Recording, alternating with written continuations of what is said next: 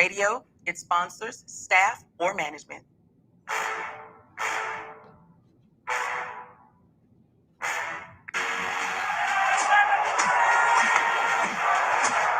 When you walk out on that field today, Ask yourself this question. what time is it? Game time. What's What up, y'all? time is it?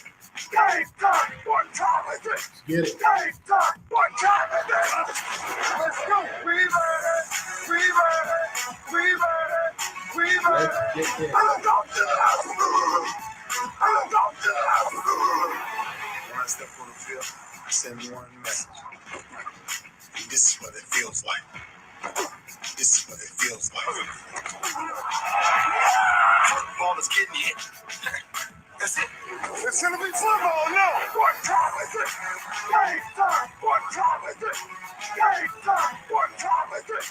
Game time. What time is it? Let's hunt now. Let's hunt now. Let's go. Let's hunt. We ready. I'm going to the house. I'm going to the house. We're talking about the Jets like we're talking about the Saints. You know, all this hollering, we the Miami Heat of football. Yeah. The bottom line is you got to buckle up the chin straps. It's embarrassing. Yeah. Don't disrespect the game like that. There's too much crying from him. He's a man. They can be a hit just like us. He's a man. You already make the big money. He's a man. Don't cry when you step on the field, man. That's who I am. When I step on the field, I send one message. This is what it feels like. Oh, my bad. Your bad don't work in my world. What time is it? Game time. What time is it? Game time. What time Oh, is man. it? Game time. What time is it? Let's go. Let's go. Let's go. We ready. I'm going to the house. I'm going to the house. It's a wrap. Game over. No, this game is just getting started right here on the lunch break on the legendary KYOK and the all-new 92.3 FM. We're streaming live on KYOKradio.org and other social media platforms. And it is what we call, oh my goodness. Put an exclamation point right there, Monday. And man, there was a bunch of them this weekend. Lincoln Riley said, OU, I'll holla. LSU, nah. USC, you see me. Lincoln Riley. And I got to tell you, if it wasn't for that doggone transfer portal, you know, the one where the kids can transfer 1 year or you know, just wherever they want to go for whatever reason. That thing is killing college football. Never mind the coaches just up and leaving whenever they get a deal that's too good to refuse.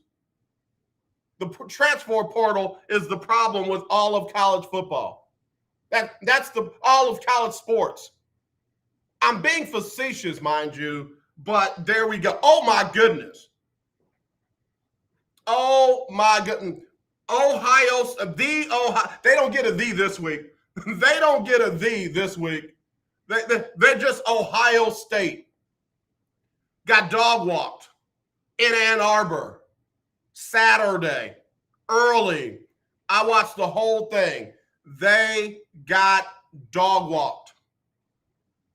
Michigan, congratulations.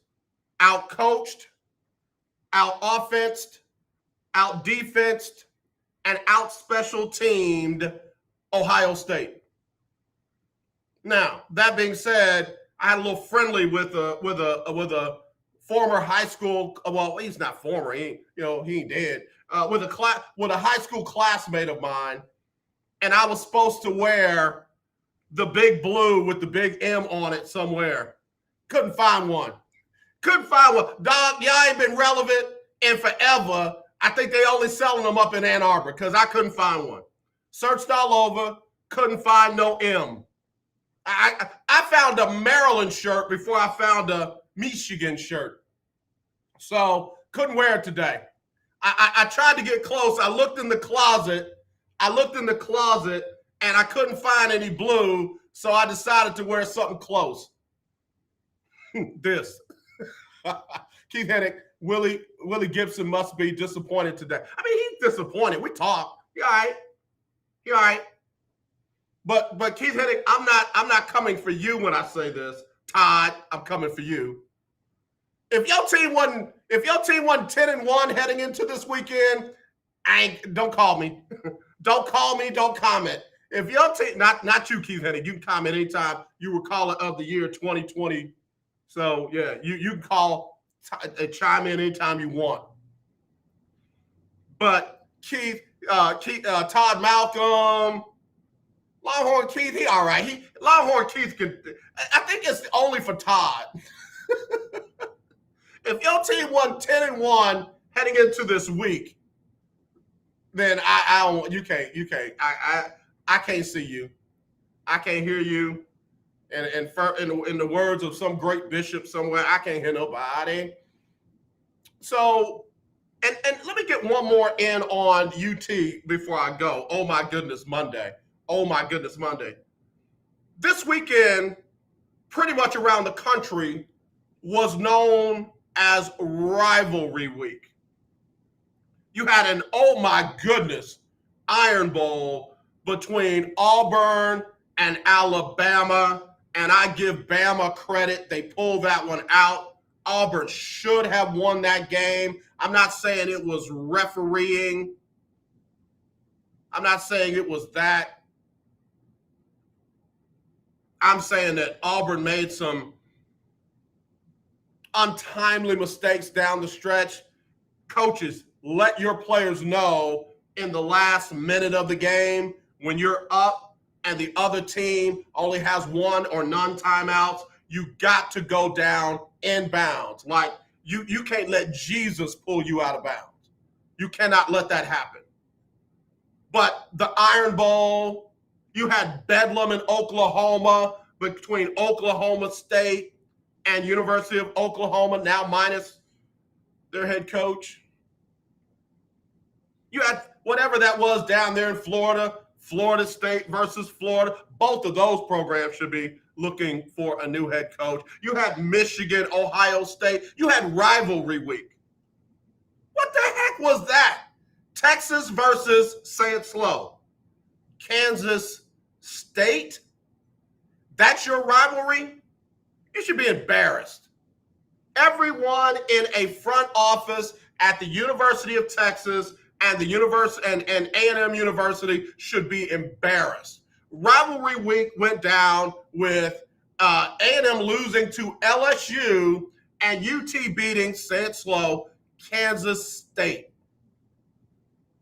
I'm talking to every athletic director, assistant athletic director, president of UT, president of A&M, assistant athletic director of A&M. Y'all are embarrassing. It is embarrassing that for Rivalry Week, LSU played A&M and UT played Kansas State. Y'all are a joke. I don't want to hear, oh, we tried, but this one, I don't want to hear anything from one school versus the other. Y'all are a collective joke. And your fan bases deserve better. I'll say it like this. It's a bunch of grown men who let their egos, their testosterone, and whatever else they still got working get in the way of putting the best product on the field. It's embarrassing. There's no way in the world anybody from A&M or UT should say anything today. You are a joke. Your school, I'll say that. Your school is a joke. Hello, you're live on the lunch break. Who's this? This is Willie Gibson. I'm calling because my team was 10-1 going into this weekend. Yeah. See, you can do that. You tall enough to ride on this ride. Anybody that had 7 losses better not call in here. Oh, yeah, and you played Kansas State for your rivalry week. Get out of here. Get out of here. I got you. Understood. So Willie, we can't deny that Ohio State got dog walked. We can't deny it. Now what? Sure. Now what? You know what? Here's the thing. I got time because I don't have plans to go to Indianapolis this weekend for the first time in 6 years. Come on, man. So I have time. I have time. Willie Gibson, you are the man. I'm just saying. So apparently, Jim Harbaugh, bless his little khaki wearing heart, got his feelings hurt when Ryan Day made a statement during his introduction speech as the new head coach of The Ohio State University. And it took him how long? Here's what happened. All right. Here's what happened. All right. There was a coaches teleconference in August, and Ryan Day, 14 coaches go and they speak, introduced. It was pre-camp, so it was right before the camp started, fall camp rather. And Ryan Day begins to speak, and for whatever reason, he had his meetings that day, I suppose. Jim Harbaugh interrupts and just starts talking about rules violations and Ohio State. They have footage of linebacker coach Al Washington coaching the linebackers, and they have photos, and they have footage. Two things. One, how do you have footage in Columbus, Ohio? You're in Ann Arbor, Michigan. One. Two, he's focused specifically on Al Washington because Al Washington left his staff in Michigan to come to Ohio State. So there was kind of a little gamesmanship there. And what Ryan Day simply told him was, you worry about your team, I'll worry about mine. And later that day, he met with the team, and he got his emotions, and he said, I hope the conference has a mercy rule because we can hang 100 on them next year. And that got back, and if that's what it took for them to win the first time since 2011, God bless them. First time since 2011. First time since 2011. With one no-show. And folks don't even want to address that. Like, no, we can't come. It's COVID.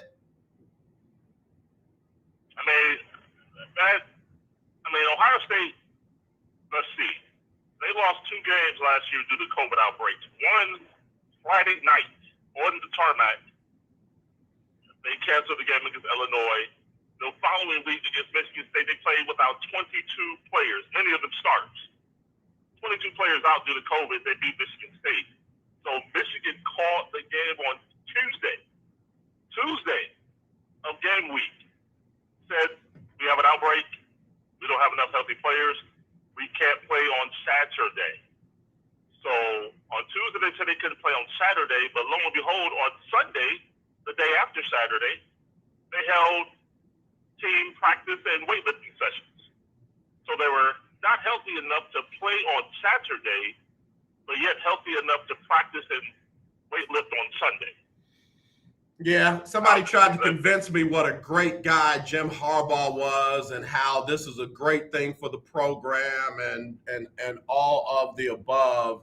And all I'll say is this: great guy is subjective, and great for the program. If this is what it finally took to make Michigan relevant, then good for them. The Ohio State does want competition in the conference. It only helps them. So glad to see Michigan and Michigan State, and I don't know if I'm going to throw Nebraska in there yet, but Wisconsin, Iowa, Purdue, glad to see them finally stepping up, because when's the last time? Never mind. I got to take a break, Willie. We'll be right back right after this on the lunch break on the legendary KYOK. Willie, I'll be right. I promise I'll be right back, and I'll be nicer. I'll be right back. If you have $2,000 or more in credit card debt, then listen up. We can reduce or eliminate your interest rates. Cut your monthly payment up to 50% and stop all late fees. Our company has been helping good people just like you get out of debt for over 30 years. Don't get stressed out. If you have $2,000 or more in credit card debt and medical bills, we can show you a way to reduce all of your bills to one lower monthly payment that you can afford. So again, if you have $2,000 or more in credit card debt and medical bills you can't afford, make this free call today and learn how you can finally get out of debt. Call now for your free consultation. 800-638-7112. 800-638-7112. 800-638-7112. That's 800-638-7112. Sponsored by Credit Card. The legendary KYOK 1140 AM and 92.3 FM. The legend continues. All right, y'all, we're back on the lunch break on the legendary KYOK and the all-new 92.3 FM. We stream live on KYOKradio.org. Let me get back to the phone line. Willie Gibson, broadcast journalist covering The Ohio State University, the Big Ten, and the Cleveland Browns. Willie, tell me about last night, sir, please. Your defense produces 4 turnovers. You should win that game. Yeah, that's what I thought. And That's what I thought. I know popular belief is Baker, but I'm not gonna do that. That's too easy. Last night's game is at the feet of Kevin Stefanski because you know how injured your quarterback is, but yet you call as the offensive coordinator 37 pass plays. Yes, Baltimore stacked 8 in the box.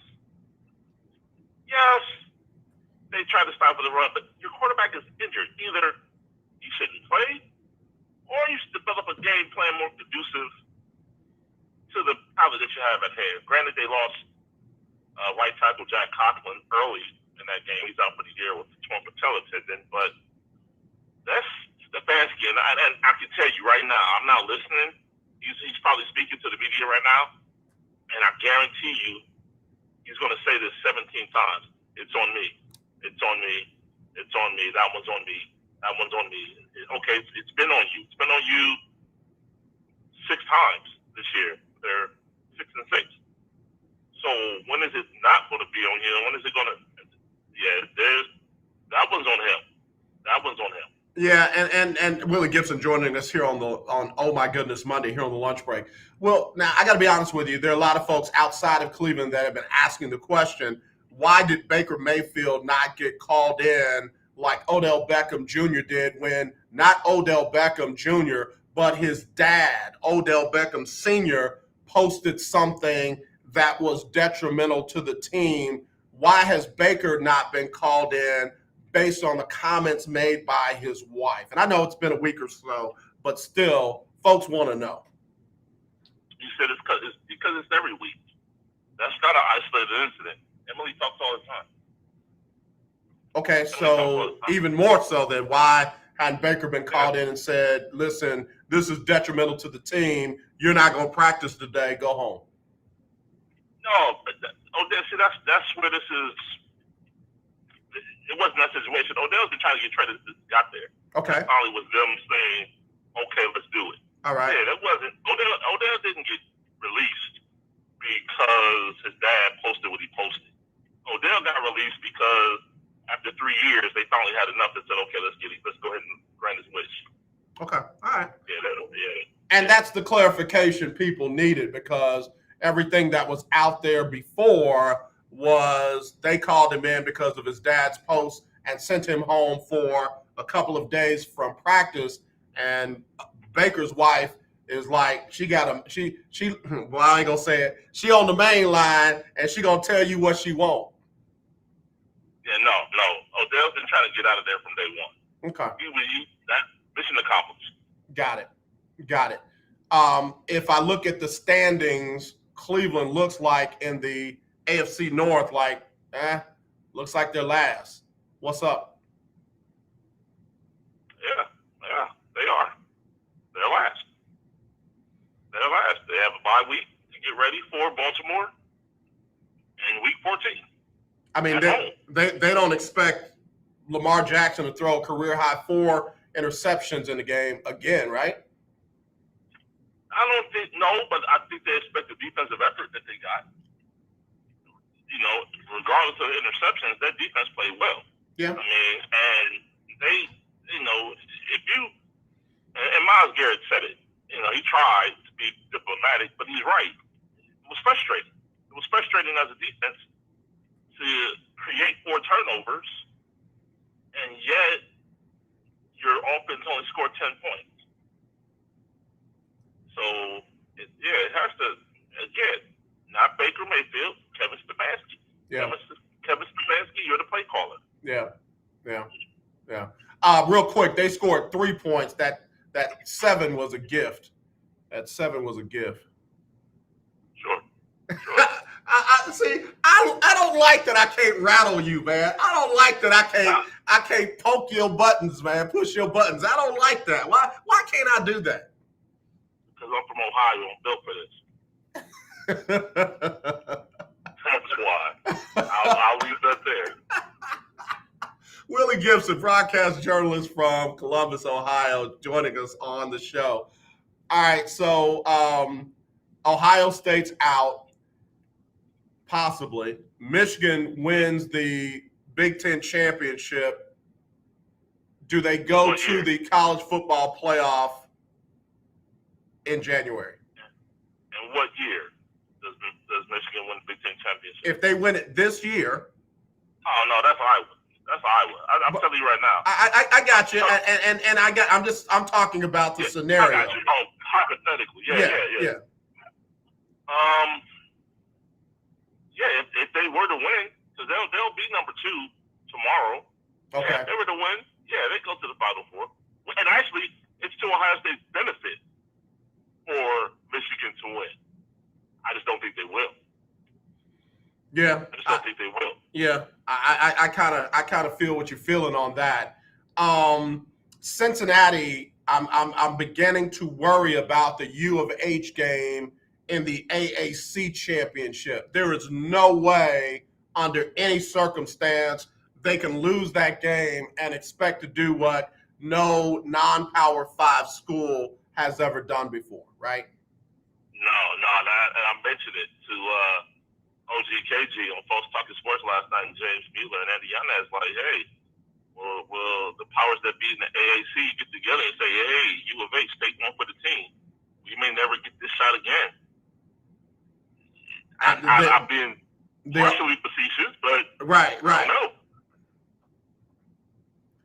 know. But that being said, no, I think Cincinnati beats them outright. But I have to wonder. I hear about all the calls Michael Resco is going to make, and he makes this call, makes that call. You're going to make the call to, Ferguson and say, hey, let's take one for the team. Let's make sure our guy gets in the Final Four. Not being totally facetious. You understand that? Right. No, I do. And that's why I say, man, Dana Holgorsen is in a place that I didn't see him being at the beginning and middle of this season, where he could just ruin it for everyone in his own conference. And I don't know, man. I just feel kind of iffy about this game. Yeah, I get it, but I'm confident in what I've seen in Cincinnati this year. Confident in their staff, their players. So I'm even thinking about going to Cincinnati for that game this weekend. Oh wow, okay. I have time. I got you. Willie, you got time for another? You got time for another break? Can I hold you over for another segment? Please. All right, thanks. Willie Gibson. We'll be right back with him right after this on the lunch break on the legendary KYOK and the all-new 92.3 FM. The legendary KYOK 1140 AM. The legendary KYOK 92.3 FM. 2 radio stations in one.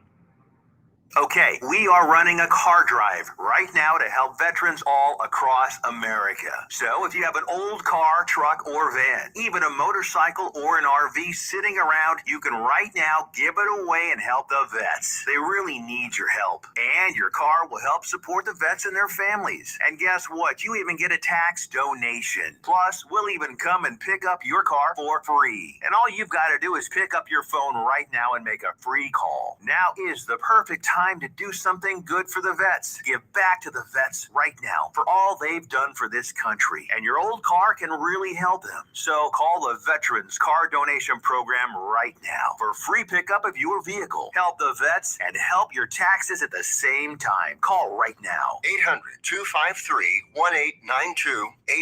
800-253-1892.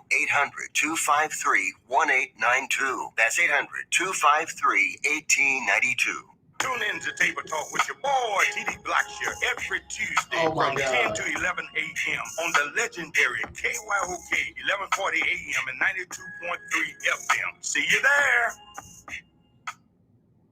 Hi, I'm Larry Scott, host of the Not So Christian and Me Show. Join me Saturdays for great fun, interviews, music, and the latest news surrounding our world today. We are the show that cares to hear your voice and opinion with real conversation in a no judgment zone. So join me Saturdays from 1 to 2 p.m. on the Not So Christian and Me Show, right here on the legendary KYOK Radio, 1140 a.m. and the all-new 92.3 FM and KYOKradio.org. I'm Ben Tankett, and you are listening to The Lunch Break. All right, y'all, back here on the lunch break on the legendary KYOK and the all-new 92.3 FM. Streaming live, KYOKradio.org. It's, oh my goodness, Monday. Bunch of oh my goodness moments last night. Got Willie Gibson on here to talk with me about a couple of them. Talking about if Michigan wins the Big Ten championship, they should be in. Again, probably going to be number 2 to replace the Ohio State University. Alabama can't be higher than 3. They just can't be higher than 3 after barely getting by Auburn. And yeah, it was a rivalry, but that young man don't get pulled out of bounds. That clock runs down to about 20 seconds, and Alabama can't do none of what they were able to get done in the final, minute and change. So, again, if the voters don't do right, you know me, bro. I'm going to be done with it. Yeah, I mean, but they still have to play Georgia on Saturday. So, Right. 4-2, wherever, they still going to play Georgia. And I'm quite sure, and not that Georgia is the mighty juggernaut that people are claiming them to be. I'll get to that in a moment, but I think they have enough to beat Alabama. Yeah. And then a 2-loss Alabama, then we'll see. Then we'll see, committee. A 2-loss Alabama, a 2-loss Ohio State. What are we going to do? I hate to say this. Or ask this, maybe I should say. Does Notre Dame sneak in there some kind of way? No, I think Oklahoma State gets that fourth. Either Oklahoma State or Baylor, I would think. So it would be Georgia. Well, if Michigan doesn't win, If Michigan doesn't win, because Iowa doesn't have enough to get up. Right. I think 15 or 16. So Michigan losing eliminates the Big Ten. Baylor and Oklahoma State, if Baylor wins that, then maybe they get in, but does Oklahoma State jump up high enough to get in? I think so. I do. I think Oklahoma State gets in. I think they should be at 5 if these come out the way they should tomorrow. So if the Big 12 champ in the top 5, then at 12-1, 13-1, whatever. Yeah, I think they get in. Yeah. Okay. That'll be, man. Let me say this: that would be huge for either of those schools, but definitely from Baylor. I mean, Baylor literally dug it out of the dirt from last year, dug it out of the mud from last year, and got all the way up to this. And I'm happy for Aranda. Whatever he does after this season, I'm happy for him because he did it the right way. Yeah, I was gonna say that could seal the deal on him staying in Waco versus, I don't know, going to Baton Rouge. Yeah.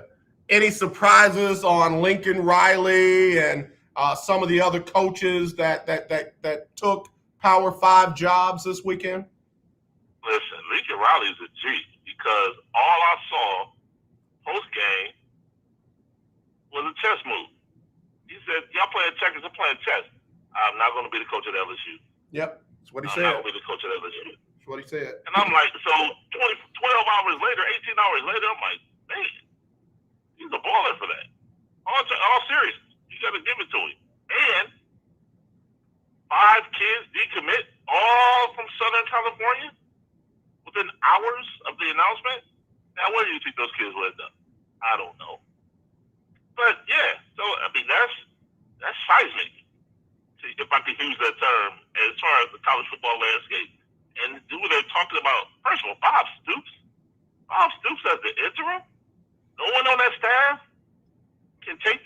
me bringing Bob Stoops out of the studio? Yeah, that was the most surprising part of it for me, was Bob Stoops as the interim head coach. I feel like that was that, Bob was in that Joe Mixon situation and had some other things that, they couldn't explain away. So they put him away for a little while. And now here's the perfect opportunity to ease him back in, even if it's on a temporary basis. I suppose that was interesting to me. I saw that. I was like, wait a minute. Not we've hired Mark Stoops from Kentucky. Right. No, we're bringing Bob Stoops in as Bobby. interim. Which by the way could still very well happen. Bob could be clearing the pathway for his brother to come from Kentucky to Oklahoma. I don't know, but that's interesting. Yeah. But the problem with all this is the transfer portal. That's why all of this is going wrong, is because of the transfer portal. Those kids being able to transfer, and then, I'm sorry, name, image, and likeness. Them once they start paying them kids some money, all of this went to HELL. HELL. Paying the kids the money legally, you mean? Yeah. That's why everybody. I'll go ahead and say it. That's why everybody's so happy for Coach K down at Duke. Bye, dog. Bye. I'll see you. I'll holler. I ain't crying for nothing. I ain't paying none of that money for all them tickets either. You don't want these kids to finally get their just due, and to the point where you literally said, the game has changed now. I need to step down. Bye. Please go and get Dabo Swinney and take him with you. You, Roy Williams, Dabo, y'all go ahead and go. Bye. See you. I'm going to go Miss Jenkins Mafia. We're not going to talk about Roy. I'll give you K. Bruh, please. Talk about Roy. You get Roy. Listen, Roy, Bill Self, Rick Pitino, Dabo, Nick, and I'm gonna wait till you get off. I noticed something about Nick Saban yesterday, Saturday. I noticed something. I noticed saw something. He kikied and ha and but when somebody else was asking the question, he couldn't hear. He didn't want to answer the question. He got all in his feelings, but I thought we was gonna win when we won. Okay, Nick, I see you, dog. I see you, dog.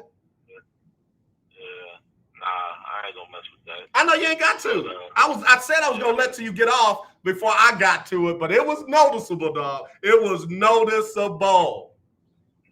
Yeah, they got you better headphones this season. You ain't got to worry about all that you had trouble with before when somebody else was asking you questions. I know. Leave it alone. Somebody asked the question, why is Jimbo Fisher so revered in the coaching space? Another 8-4 season, and he's not a young hotshot coach. I don't know so much he's revered that they can't get out of that contract. I mean, interestingly enough, the AD at LSU was formerly the AD at A&M who gave him that deal. And so that's why he now can't get to LSU, because he locked that deal up so tight. There's no way for him to get out. So I'd much rather, what's the old adage, cheaper to keep him, I guess. Yeah. So, yeah. And you can ride the wave about 5, 6, 7 years off a national championship. He has one. That's true. That is true. Yeah. That is true. Did I hear that Billy Napier got the Florida job from Louisiana? He did. Okay. Thoughts, comments about that? He got the job. Yeah. Great move for him. I suppose. SEC school. That's what Coach Johnny Cole said last week. You go there, and after 4 years there, like you walk away with a nice little per diem, and it is what it is. They paid me $12 million to go home. Okay, I got it. I heard it. He said it with his chest too. Listen. So Eddie Orgeron said it Saturday. They asked me, are you coaching in the bowl game? No, I'll be in Destin tomorrow. Yeah, I'm packing to go to Destin. Yeah. With that 16.5. Quick question, Willie Gibson, broadcast journalist, Columbus, Ohio, joining us for Oh My Goodness Monday.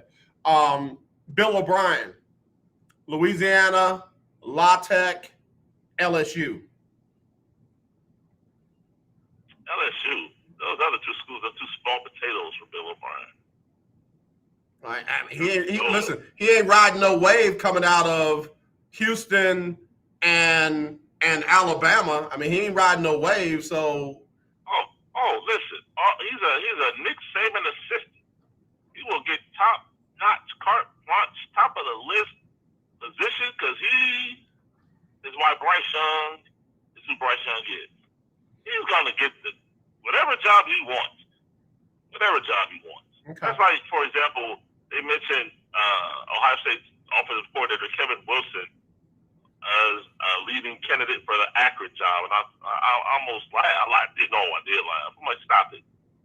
Kevin Wilson's not going to Akron. With all due respect, with all due respect usually means Right. to follow up with a disrespect. Right. But with all due respect, he's not going to Akron. Stop it. And I'm a Akron, Ohio native. University of Akron. Stop it. He's not going to Akron. Well, it's just like your guy from Notre Dame, defensive coordinator. Notice his name hasn't been mentioned in any of these jobs. You're gonna tell me that you heard it here first when he takes over that Notre Dame job. You're gonna be like, man, Dre was saying that the whole time. Well, how did he know? Okay. Why? Okay. Where do you think he's gonna end up? I'm just asking. Cincinnati. Okay. Cincinnati. Okay. Because where is Luke Fickell going now? Where Luke going? Stay tuned. Stay tuned. I will give Luke credit. If he's doing something behind the scenes, he is not letting it affect his focus on getting the Bearcats to the national championship playoffs. Yep. Unlike, the Big 12 championship game, but I digress. Man, listen. What's wrong with the Big 12? Why everybody running trying to get out of the Big 12? What's wrong with the Big 12? He tried not to. He's trying. He didn't want to go to the SEC. That's what that was. Now, I got a smooth path. I only got to worry about Oregon, and that's it. And I got a playoff bid in the Pac-12 for years to come. Versus I got to go to the SEC and worry about Nick Saban. I got to go to the SEC and worry about LSU. I got to go worry about Florida. I got to go worry about Lane Kiffin. I don't want that smoke. I'm going Southern California. California love. Let's go. I got to find. Okay, here we go. Somebody just sent me something earlier. It says the research inspired by Ryan Russillo. God, I can't stand him.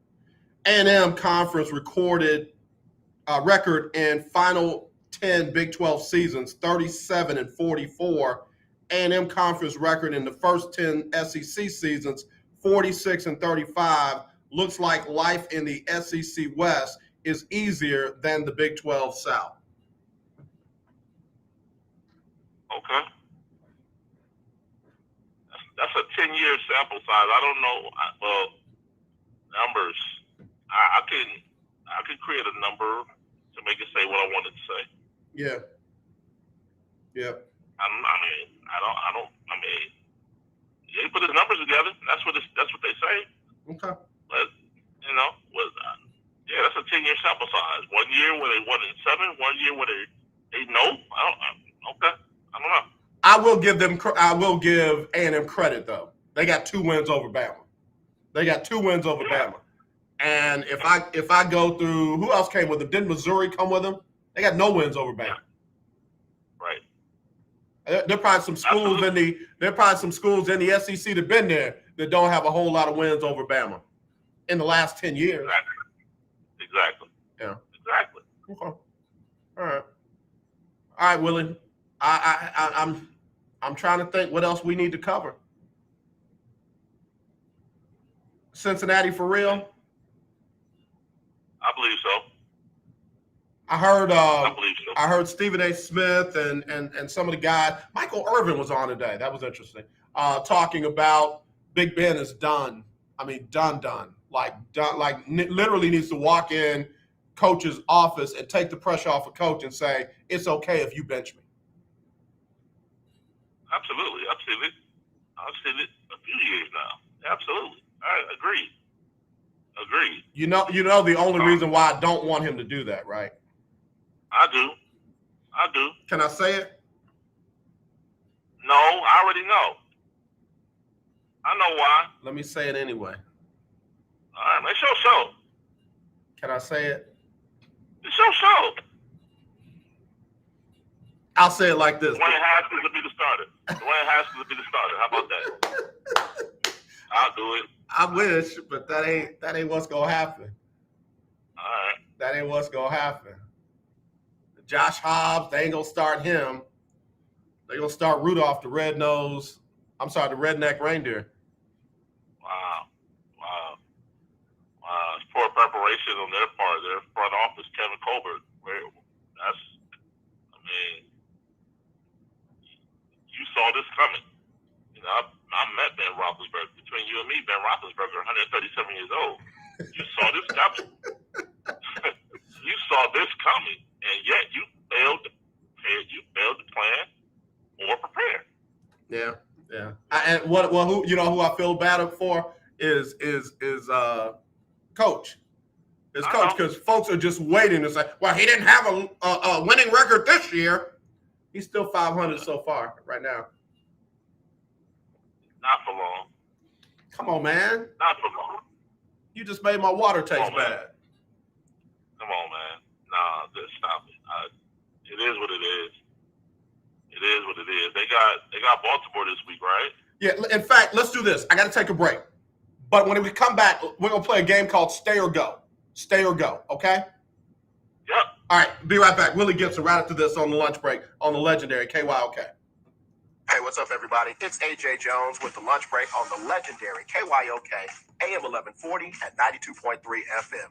It's that time of year when we are reminded of all the things we should be thankful for and that it's more blessed to give than to receive. So with that in mind, on Wednesdays from now through Christmas, we'll give you a chance to win a gift certificate from Butterball. That's right, you can win a gift certificate for a Butterball turkey on Wednesdays on the lunch break between 12 and 2. Just be the right caller, and your Butterball turkey will be on us at the legendary KYOK AM 1140 at 92.3. Well, I hope you are enjoying your weekend. Hey, everybody, it's Erica Campbell. And I'm Griff from Get Up Mornings. We want to thank you so much for rocking with us every weekday morning. And after you enjoy your weekend, make sure you start your work week with us. When you start your day with us, we'll help you get moving and motivated to have the best day ever. Go ahead, say it, Griff. Best day ever! So wake up with us. We'll be faith walking. Love talking. Enjoy living on Get Up Mornings. You're listening to 1140 AM and 92.3 FM, the legendary KYOK. This is Brian Courtney Wilson, and you're listening to The Lunch Break.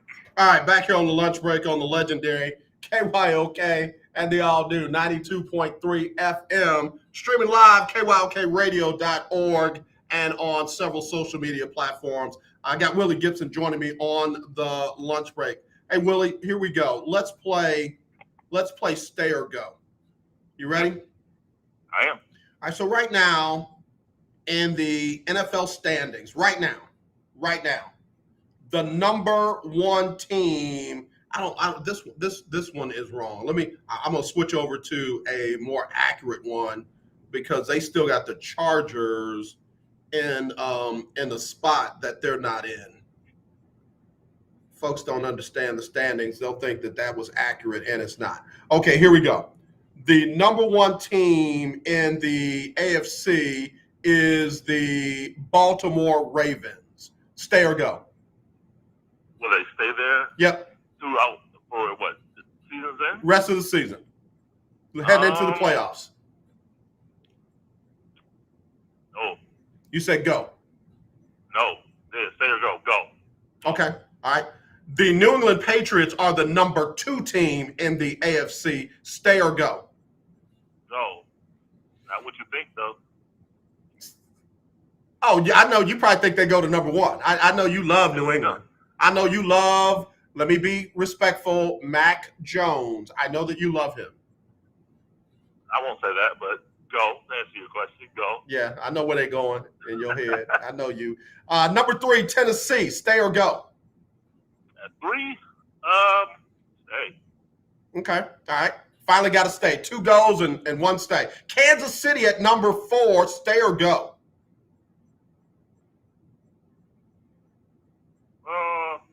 Stay. Okay. So 3 and 4 stay, 1 and 2 flip-flop, according to Willie Gibson. See what I did there? See, I put words in your mouth? All right. The number 1 playoff team right now, the Cincinnati Bengals, stay or go? Say number 1? Number 1. No, I'm sorry. Number 1 wild card team right now, Cincinnati, stay or go?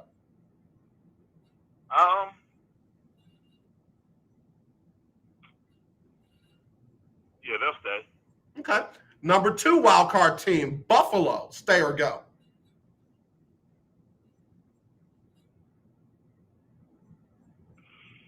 I'll leave them there. They'll stay. Okay. And the final playoff team in the AFC, wild card team in the AFC, the Los Angeles Chargers, stay or go?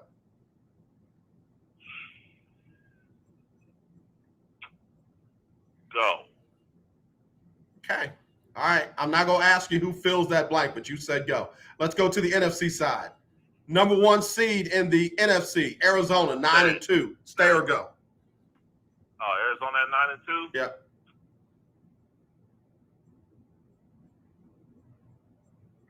Because their coach probably get caught up in some coaching rumors. Go. All right. Yeah, they talk about Cliff Kingsbury going to Oklahoma. Number 2 team in the NFC is Green Bay at 9 and 3. Stay or go? Go. Number 3 team is Tampa Bay, 8 and 3. Stay or go? Stay. Okay, at number 3. Number 4, the Dallas Cowboys, 7 and 4. Stay or go? Stay. Number 1 wild card team in the NFC, LA Rams. Stay or go? Give me 2 and 3. You may, if I may. Is that permissible? Yeah, go ahead.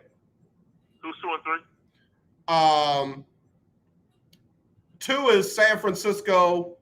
3 is the Minnesota Vikings. Minnesota. That's what I thought. Minnesota. The Rams at 1. 7 and 4. Yeah, go. Okay, number 2 wild card team, San Francisco, 6 and 5. Stay or go?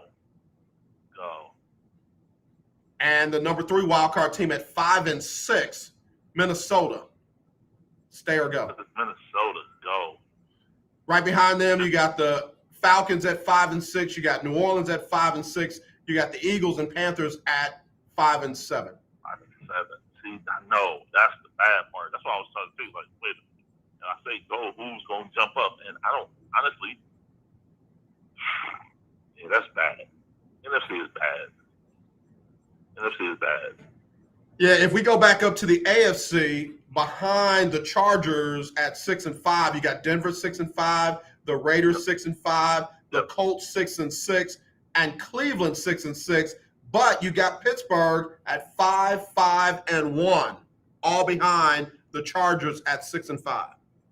Yeah, I can see a scenario in the AFC that the Raiders get their act together and get something done. So that's why I was more confident in the AFC. NFC, I know, that's bad. That's bad. Yeah. But yeah, I see the Raiders doing something.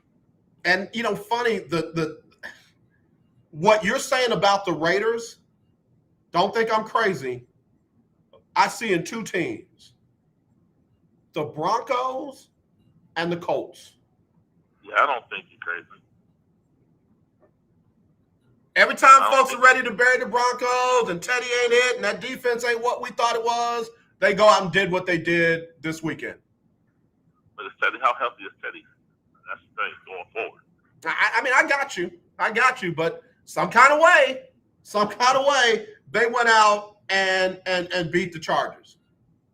Yeah, no matter through a pick 6. But I'm saying that defense put points on the board where offense couldn't. I got you. That's team play right there. I got you. We shall see. And I'm telling you, when a team can run the ball like the Colts can, they're going to be hard to beat any given Sunday, Thursday, Wednesday, Tuesday, Monday, whatever day they play on. When you can run the ball like that, it's going to be interesting down the stretch. yeah, And with the extra game, that's the thing. yeah, 17th game. People are sleeping on that 17th game. That's going to be interesting for some teams. yeah. It is. It is. It is. Did you? I got a chance to go in the locker room after that Texans game yesterday, and coaches talked about. Well, the coach talked about being able to finish and execute. Tyrod Taylor talked about being able to finish and execute. A question was asked with Coach David Culley's experience on the offensive side of the ball. Does he have any plans or thoughts about taking over the play calling? His response, Tim Kelly is our offensive coordinator, and he will continue to be calling the plays. Comments, thoughts, feelings? Then he stays because Joe Judge could have said that Monday night. Yeah. Saw what happened Tuesday, so I believe him. Yeah, I believe him. Yeah. I believe him. Yeah, I got to be honest with you. I'm surprised that my colleagues, they want to talk about Justin Reed, and they don't talk about Deshaun much anymore, but they want to talk about everything other than the one coach who's a holdover from the Bill O'Brien regime, who was never an offensive coordinator, coming off of a 4-12 season. They're 2-9 now, and more people are not talking about this guy and how much longer he's going to have a job. Yeah. January is coming. And I just figured, I just thought about something that's interesting. I know you said Caserio wants his own guy. Is it a scenario where they think, okay, we just ride this out this year, and hopefully in the offseason up to the deposition and things of that nature, the Sean situation is cleared up and all systems go for camp, or is that pretty much a done deal? He's not coming back at all. I know you said it. You said it. You don't think he ever plays another down. But so just curious. Looking how things are going now, is that plausible? Well, here's the thing: the price tag changes for Deshaun somewhere in March, somewhere around there, and that to me will motivate things differently. Right now, $10 million for a quarterback like Deshaun Watson, you can afford to be very particular in what you're going to accept. But when that price tag goes up to what it'll go up to next season, and he's not playing, that's going to be a different driver. That will be a different motivator. Not saying it will cause them to go bargain basement, blowout sale, get it now. It ain't going to be Black Friday. But it will have a different level of motivation, especially given what you need to do to make this team better, because all that discount shopping that Nick Caserio did this past offseason didn't work. In fact, the two premier free agent running backs that they picked up, neither one of them is on the team right now. And you can't tell me they're going to go into next season with David Johnson and Rex Burkhead as their tandem in the backfield. Yeah, understood. Now, there is some value in the draft running back wise this year. I'll give them that. But, again, they got too much they're going to have to do. And especially if guys like Justin Reed and some of the other veteran defensive players who have been disciplined and suspended, there's been 3 of them. If those guys start, talking about wanting to get out, Caserio's job just got, miserable. Right. So anyway, Willie, we got to get ready to go, brother. Tell everybody where they can find you and follow you with all the great work you do up there in Columbus. I appreciate it. Will Gibson 7 on Twitter as well as Instagram, Facebook, Will Knows Podcast, and Folks Talking Sports with myself, OG, KG, Chris Gardner, Houston Roundball Review, Local Name, Global Perspective, Indiana is James Mueller, Cast 1000. Yeah, that's pretty much it for right now. No tight players this weekend since I won't be in Indianapolis, but Cincinnati maybe. I may go see U of H.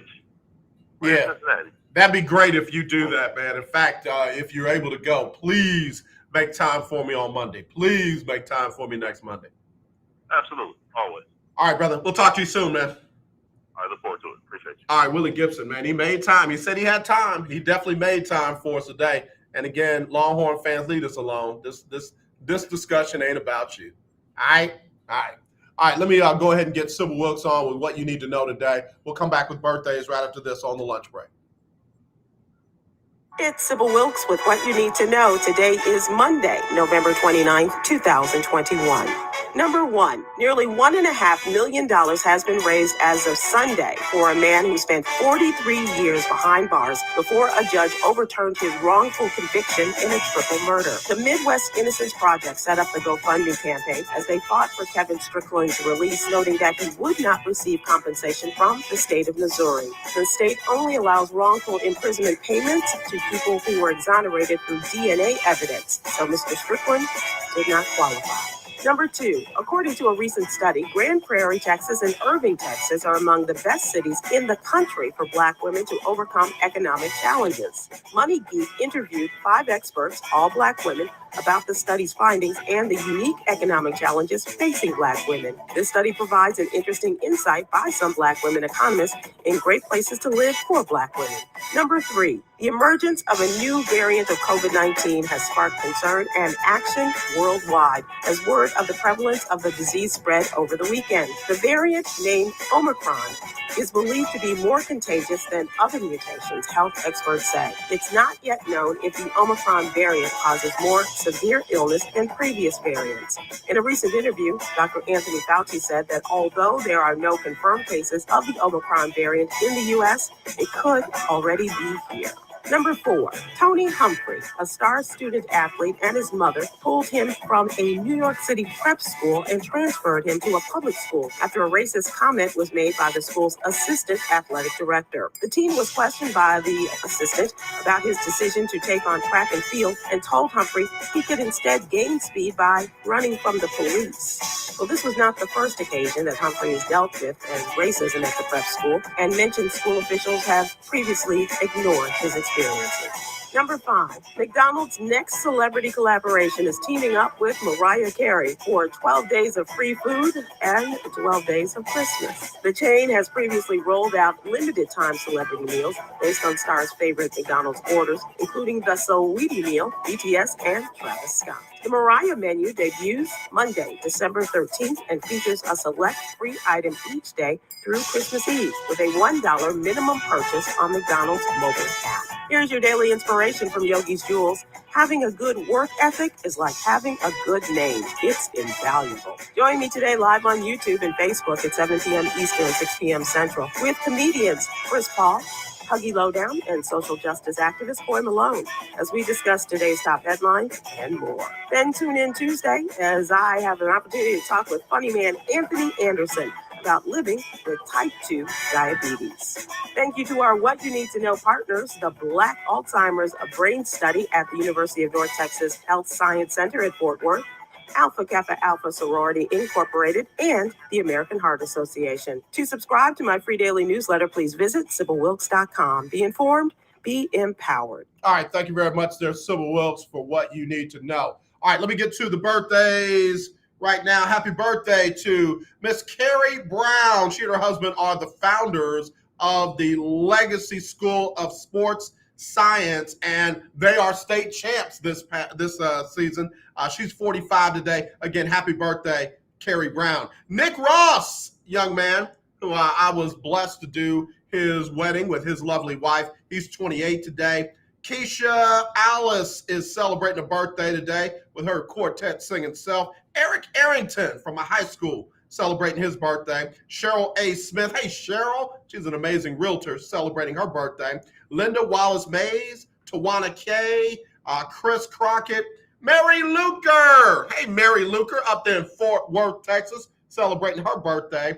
Also, happy birthday going out to Micah, Deborah White, and Sheila Richards. The legendary 1140 AM, KYOK Conroe, and 92.3 FM, K222CX Houston. The views and opinions expressed on all radio shows broadcast on KYOK are entirely those of the host, guests, and callers, who are entirely responsible for all show content and do not in any way reflect the opinions of KYOK Radio, its sponsors, staff, or management.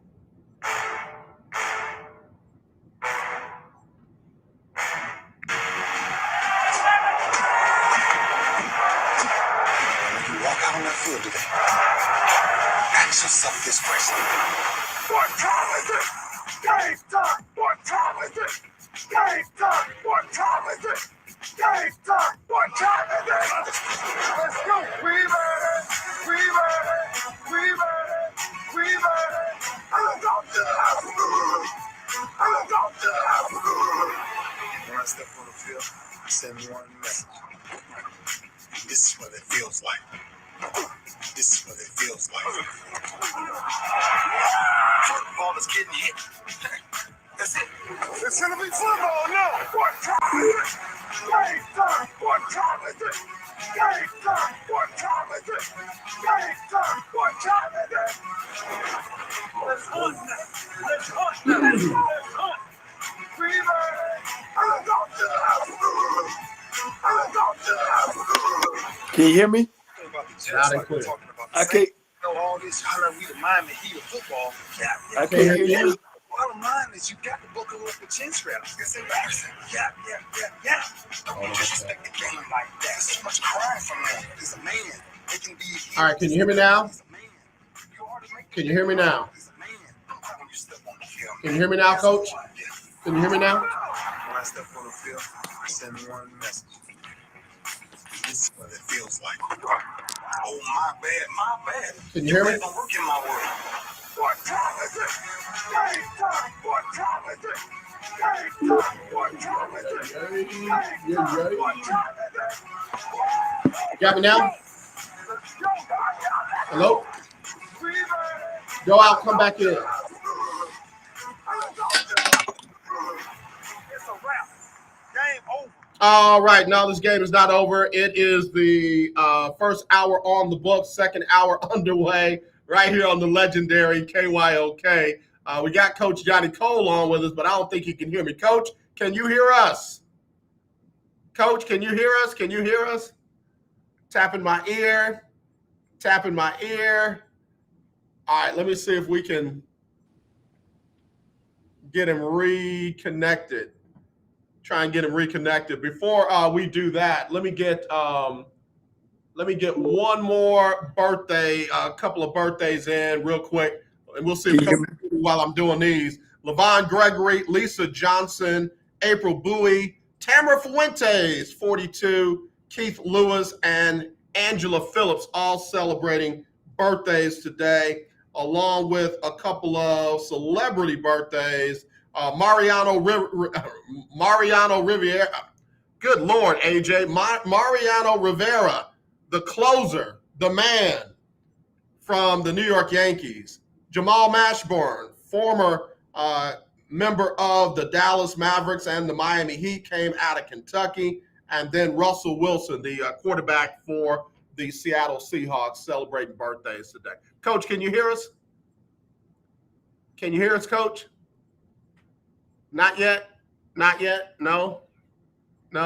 He's gone. He'll come right back. How did I mess up Mariano Rivera? How did I mess up Mariano Rivera? How did I mess up Mario? That's what I get for messing with other people. Can you hear me, Coach? Now we can't hear you. Ain't that crazy? Coach, you remind me of a guy by the name of John Foster. Every time we had John Foster on, he was a pro tennis coach. Every time we had him on, he had phone trouble. You got to get off that Boost Mobile, Coach. We got to upgrade you. I can hear you loud and clear now. I can hear you now. All right. Yeah. When is your birthday, Coach? Oh man, August the 4th, man. Obama. August the 4th? Yeah, me and Obama born at the same time. Yeah, man. Listen, I got to send you a new phone for your birthday. I'm messing with you, Coach. Hey, it's the beard. Oh, man, listen. Hey, after I saw President Barack Obama with that gray beard, I said, I'm going to keep mine gray. I usually do no shave November, but now I just keep it gray all the time. Man, I get so many compliments from my beard. I mean, from guys like, man, you know, and it's different. You know, everybody go with the all black and they dye themselves. And I just kind of let mine go. And, man, I hadn't let it go since. Yeah. I used to be one of those dudes. I was like, I don't want to hear nothing from nobody. Y'all dye your hair. I'm dyeing my beard. And then one day somebody said, nah, Doc, it looked better with that salt in it. And I said, yes. Well, say no more. Say no yeah. more. Yes. Coach, an interesting weekend in the SWAC. Valley did it again. They knocked off probably a weary Prairie View team because Prairie View been going nonstop. They played they played A&M. They lost to Valley, and now they got to turn around and go and play the SWAC championship game against Jackson State. Before we get to the SWAC championship game, talk about Mississippi Valley State and how big it is for them to have 4 wins in a season. Well, you know, of course it's big for them, being that they only got 39 scholarships and they've only had 2 winning seasons in the last 35, 36 years. Last time they won, I think, I know Willie Totten was the coach, and they went 6-5 back-to-back. So it's a big moral victory as well as a victory. And those kids deserve, to celebrate. And, but, once again, it puts a black eye on the SWAC when, a team like that come and beat the West champions, in a regular season game, which probably, for me, I probably would have talked with the commissioner about not even playing the game, because unfortunately with 28 seconds left, Prairie View lost one of their key players. So it was a win-win for Mississippi Valley, but it was definitely a lose-lose for Prairie View. And I know that injury is definitely going to hurt them. Just having a couple days to prepare because I think they're leaving and going out on Wednesday to get up to Jackson. So the stack is against Prairie View. Yeah, I got you. I'm just looking at some of these previous seasons, and it's been a while since Valley has had, these wins. And isn't that one of the signs that the program is heading in the right direction under their new head coach and the new coaching staff that they've got out there? It's hard to say. You want to say that, that's what you want to say. But my coaching hat is saying that, after 4 years you're being there and you win in 4 games, really is the program going in the right direction, or a dog finds a bone. But when I look at them also, what Coach Dancy has always done with that defense, and I believe, great defense and run game win championships, that he has done a good job, and maybe they are going on the right path. Again, he made a hire and hiring Ken Evans as the offensive coordinator, and, with Willie Totten along there, we'll see, we'll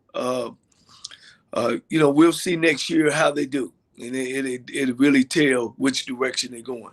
Yeah. We got the coach, Johnny Cole, as we take our HBCU stroll. Now, you were saying that this leaves a black eye on the conference when a team like that can go out and beat your winner of the Western Division of the SWAC. Doesn't it talk more about parity than it does about that being a bad thing for the conference? Well, again, it's how you look at it. Again,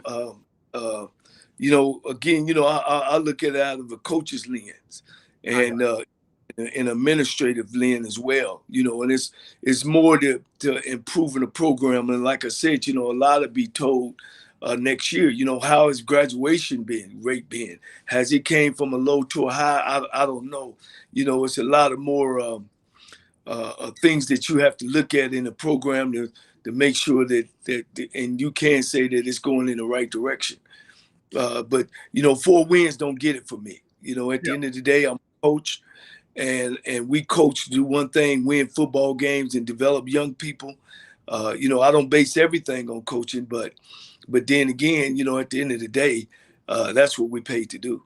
Yeah, no, and that's the absolute truth. Somebody asked me a pretty good question this morning on one of the other stations that I provide sports for.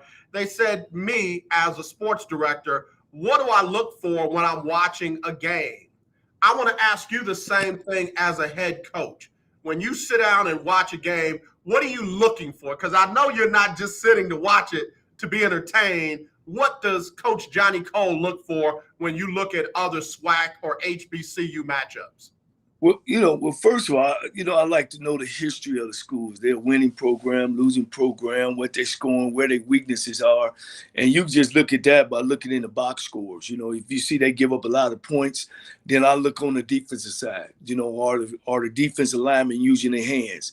Are they in the right place secondary-wise? Are they trying to go, switch from 4-man front to 3-man front or 8-man front or 9-man front, depends on the game. So I look at the game probably a lot different from a lot of people.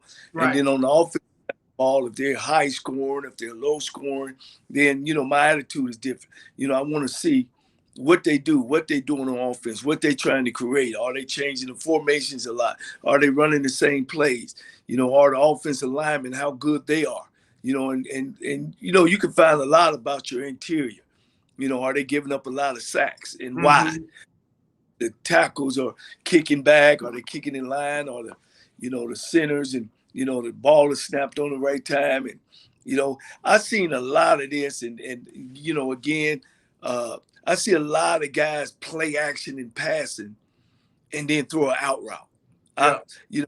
Or they're motion the person to see if the team is in man or zone. Well, if you're in man, play action don't work unless you're throwing it over top to the safety. Mm-hmm. If you play action and throwing it out, you got chances that ball gonna be picked off.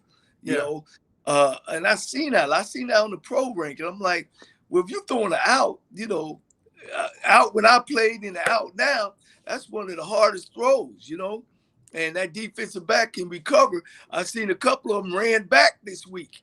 One is Pittsburgh versus the Bengals. Yeah. Threw that out route, and he picked that and went to the house.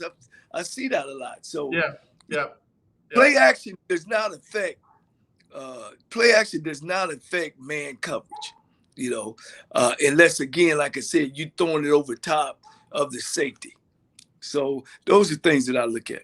Yeah, I'm glad you shared that, because a lot of what you just shared right there, the average person don't even think about. Like, why aren't they using play action? And why are they not doing this? And why are they not doing that? And it's that defensive set that can dictate what you're trying to do. And we've seen, not you, but we know coaches that have been hard-headed and tried to do it anyway against the wrong defense. I learned that when my brother went to the University of Nebraska, and back in the days, they used to run the option. The only time that they would get in trouble was when they were down and they had to throw the ball. Mm-hmm. But they were so much option and never really prepared for just drop back. They would still play action. And I'll be over there, and I'm tears in my eyes because I love my brother, of course, and watching them and in the Orange Bowl and the Fiesta Bowl and all that. And just like, everybody know you're 2 touchdowns down. Right. 3 minutes left in the game. Yeah, you ain't running nothing. And they faking option and faking sprint out and cutting one side of the field off. And I just used to be like, what is that? So in my mind, I never thought I'd be in coaching football. But when I started, one of the things I said, I will never be one-dimensional. I'll never. And some people got that philosophy. I'm going to be great at this. Yeah. Okay. Yeah. I'm going to be okay at this, okay with that. That's kind of my philosophy. Coach, we got to take a break. But when we come back, I want to touch up base on that. On our HBCU stroll, we got the coach Johnny Cole joining us. 281-453-1000 if you want in. 281-453-1000, or you can text me 832-403-5005. That's 832-403-5005. We'll be right back right after this. If you have $2,000 or more in credit card debt, then listen up. we can reduce or eliminate your interest rates. Cut your monthly payment up to 50% and stop all late fees. Our company has been helping good people just like you get out of debt for over 30 years. Don't get stressed out. If you have $2,000 or more in credit card debt and medical bills, we can show you a way to reduce all of your bills to one lower monthly payment that you can afford. So again, if you have $2,000 or more in credit card debt and medical bills you can't afford, make this free call today and learn how you can finally get out of debt. Call now for your free consultation. 800-638-7112. 800-638-7112. 800-638-7112. That's 800-638-7112. Sponsored by Credit Card. The legendary KYOK 1140 AM and 92.3 FM. I'm Ben Tankard, and you are listening to The Lunch Break. All right, y'all. We're back here on the lunch break on the legendary KYOK, all new 92.3 FM, and streaming live on KYOKradio.org. And it's the coach, Johnny Cole, and myself, and we are taking the HBCU stroll. We are strolling down the yard on several HBCU campuses talking football. Coach Cole, you know, we often talk about, you know, what you just talked about, the different styles and not being one-dimensional and not play actioning against man coverage and that. Which coach out there, not just in the SWAC or MEAC, but in the HBCU ranks, do you find to be creative enough and not one-dimensional? Which coach stands out for you when you think about the coaches like that? Well, I like Coach Maynard up at Alabama A&M with his scheme. Mm-hmm. A lot of good things. Coach Dooley over at Prairie View, I think does some good things there. He's always been a good, outstanding offensive coordinator. You know, my thing, you know, entirely is just watching the whole scheme of things, that everybody went to the spread because that was the thing to do. And some people don't belong in the spread. Mm-hmm. Some people don't have spread personnel. Mm-hmm. Some people don't have a quarterback, you know. So, you know, once again, you know, I'm in multiple, you know, I like multiple formations. I like game situation formations. I mean, when me and you was talking about Texas Southern against Alabama A&M the other day, when the game went 52-49. And at one time, Texas Southern, a couple times, Texas Southern was up by 2 scores, at least scores, you know, 10, 11 points.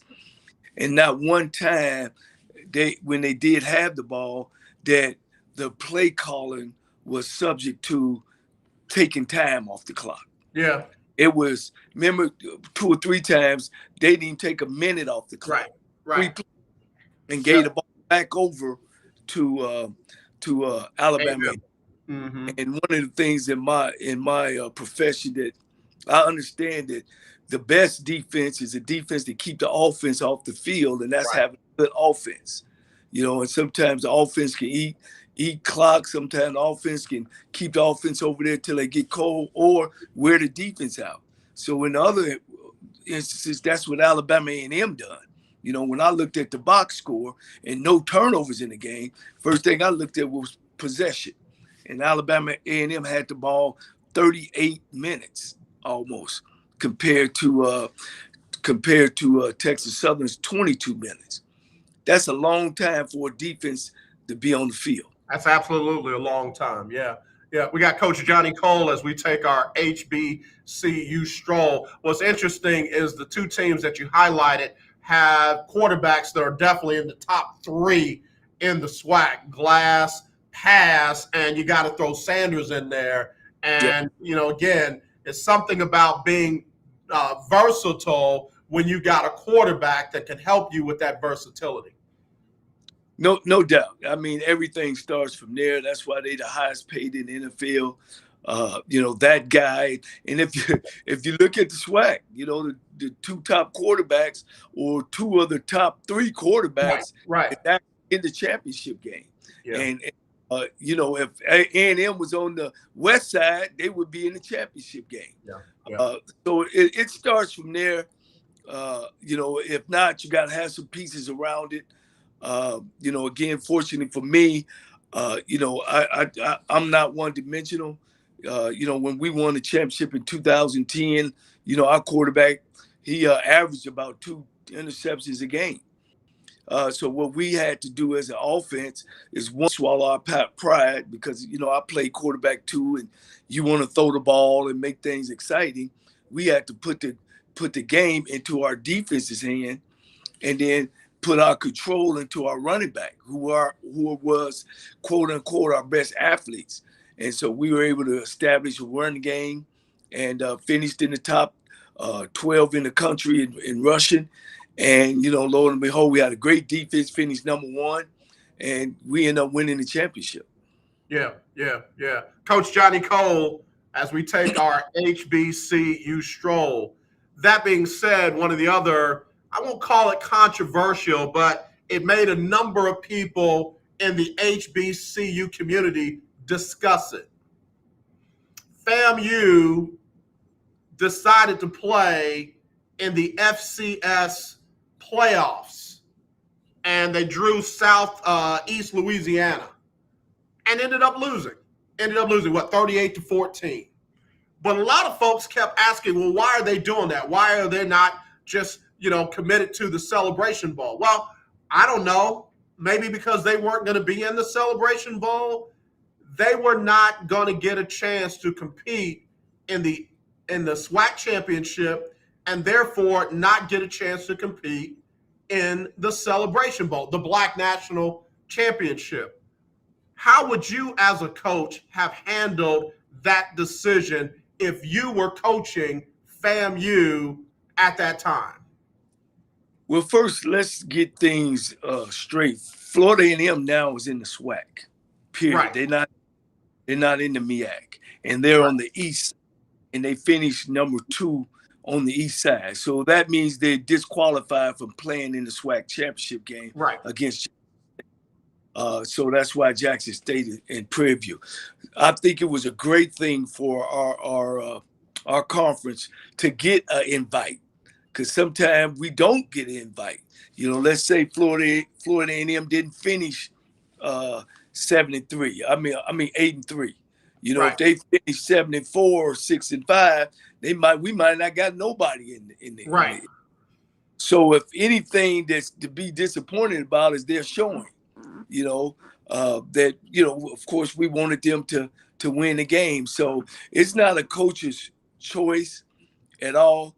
The only time that can happen is if the SWAC combine the East and West, and the top 2 teams play for the championship. It's no different than what the SEC is doing with Georgia and Alabama. They don't play during regular season, but they do play in the championship game. Yeah, I was interested to hear your thoughts about that because, again, no shade at anybody. Everybody's allowed to have their own opinion. Everybody, especially when you're talking about something as prestigious as historically Black colleges and universities. Now, go ahead.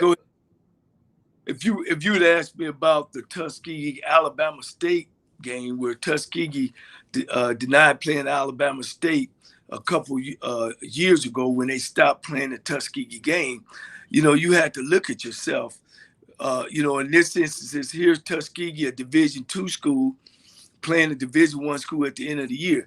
Not only was it a tradition and one of the oldest classic games, but the funds they get from that game. They could go to the Division II playoff and win the championship and won't get that payday. I got you. So that's when you start talking about, well, what's important. And in that case, at Tuskegee, you know, I would say playing the Turkey Day Classic game, you know, at the end of the day, it's about paying bills. At the end of the day, it's about playing after the regular season as well. Yeah, I definitely don't want to have a segregationist mentality. But what if someone with some money and some marketing skills and some know-how came to the SIAC and came to the CIAA and the MEAC and the SWAC and the couple of teams that are in other PWI conferences, like the Ohio Valley, like the Big South, and said, we want to put together a true black college playoffs. Because a lot of folks don't realize that the college football playoffs is not the NCAA. They don't own that. Right. An independent group got together and said, we can do better than the BCS and everybody will make a lot of money. Right. What if someone came and said, let's pull all the black colleges together and have a playoff and a true national championship for black colleges? What do you think coaches and athletic directors and presidents would say to that? You know, with these choices they making on all these new head coaches coming in and get jobs with no experience and ain't never dealt with kids before.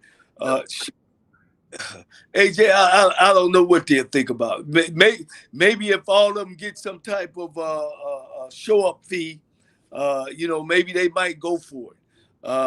But that's, we talked about this a couple months ago about combining all those games and combining those teams together and sell a TV package. I think it would be a great deal, really get your top 4 black college teams and then play in a playoff and make them a classic game. I think it would be super if somebody funded that and make sure that we get a television package to make sure that both teams are paid, travel is paid, and everything, and see how it goes. It's about time that we start moving in that direction. Yep. I just want to get your thoughts on that. Now, see, I'm probably doing too much because I was thinking like 16 teams in a playoff. Yeah, 16. What's interesting is the FBS used to be Division 1A. Doc, they swear it can be done, but the FCS, Division 1 AA, been doing it fine for years. And kids have still graduated. Nobody has died. The world didn't blow up. The stock market didn't crash. I mean, I just feel like when you want to do something that's going to benefit more people, there's always a group of people that say, nah, we don't have to do that. We can keep more to ourselves if we go 4 teams instead of more teams. Yeah. Well, if we do, there's only about 20 football teams at black colleges.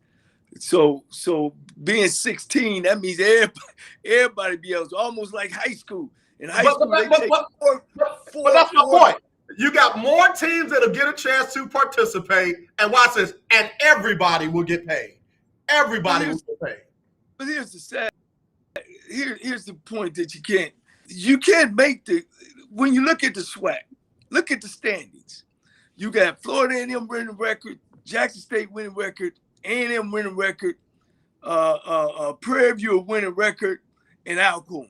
The other 5 got losing records. And then when you look at the MEAC, it's the same thing. And the MEAC is probably worse. So we're gonna take a break on that. Going to the playoffs, 3-8. Who they gonna beat? You already know the outcome. Coach. We just saw Mississippi Valley beat Prairie View. That's why they play the games, Coach. That's why they play the games. You got me on that one. All right, we'll take a break on that note. Anything can happen, basically. Any given Saturday. We'll be right back. Who gonna pay to see that, though? Any given Saturday. We'll be right back on the lunch break on the legendary KYOK. The legendary KYOK, 1140 AM. The legendary KYOK, 92.3 Oh, FM. man. Radio stations in one. Get out of here. Okay, we are running a car drive right now to help veterans all across America. All right, Coach, top so 8 if you have an teams. old Top car, 8. truck, Top 8. or van, even a We'll take motorcycle 8. or an RV. We'll take 8. From the SIAC, from the CIAA, from the SWAC and the MEAC, and Tennessee State, the teams over in the Big South, the Right. top 8. All right, top 8. Top 8. Go with top 8. Coach said we ain't doing 16. No, we can't do 16, Coach. Too many of them. Woo. Done for this That's Coach, Your old car can let them play, Coach. Let them play. Let them play. Let him play, Coach. Hey, if we're gonna do it, let's do it right, baby. You know, that. we got to put our best foot forward because, that. hey, Right. if it don't work out, it'll be a short-lived. You're right. You so right. You And, so right. we got enough teams. You got A&T and Hampton, them over there. You know, you play home your first round. You know, and then you go from there to Final Four, and then you play the big game. For a second. Hi, this is TJ from South Park. I listen to the lunch break with AJ Jones on 1140 92.3 FM. All right, y'all. We back here on the lunch break on the legendary KYOK and the all-new 92.3 FM. It is our HBCU stroll with the coach, Johnny Cole, and he and I done fixed it. He and I have fixed the Black College playoffs, the HBCU playoffs. And so I conceded. I said the top 16 teams will play in a playoff. Coach got me offline, beat me up a little bit, and said, all right, we'll do the top 8. Now, the top 8, when you look at the SIAC, you look at the CIAA, the MEAC, the SWAC, and you look at Tennessee State, you look at Howard, Hampton, those and A&T from some of those other conferences. Coach, you got 8 strong teams. You got 8 strong teams, right? Right. You can get eight strong teams out of that. Okay. All right. But you said something very key. You got to do it right. You got to put our best foot forward, and I agree with that. Yes, sir. Yes, sir. And then you let them play that opening round at home so the fans can get involved. The students can get involved. The alumni can get involved. Whatever team got the best record host the game. You know, and that's how you can make it happen. Now, Coach, I'm really going to dig into your head now. Roughly, yes, sir. Roughly. How much money do you think it would take to do something like that? How much money? Well, the average travel for one team, $5,000 for hotel, another maybe $4,000 for food, buses and stuff. I'd say 15 a head. So 8 into 15 go what? First round. 80,000 to 10, half of that, 40, 120,000 for the first round. Okay. Just travel now. Just travel. Okay.